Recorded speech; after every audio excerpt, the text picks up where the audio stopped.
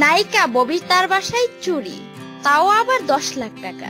চলুন জেনে নেওয়া যাক কিভাবে। ঢাকায় ছবির কিংবদন্তি অভিনেত্রী ববিতার বাসায় ভয়াবহ চুরির ঘটনা ঘটেছে। ববিতা জানান, তার বাসার কাজের মেয়ে মূল্যবান জিনিসপত্র, টাকা আর গহনা সব মিলিয়ে 10 লাখ টাকার মতো চুরি করে পালিয়েছে।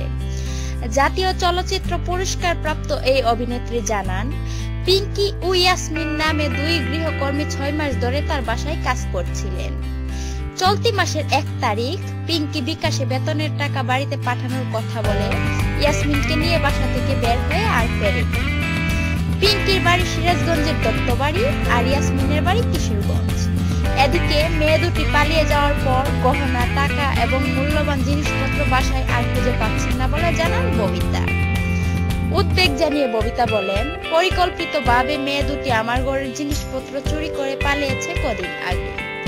আমি তাদের গ্রামের বাড়িতে লোক পাঠিয়েছি, উপায় না পেলে থানায় জিডি করব। ভিডিওটি ভালো লাগলে লাইক করুন আর সাবস্ক্রাইব করুন আমাদের চ্যানেলটিকে।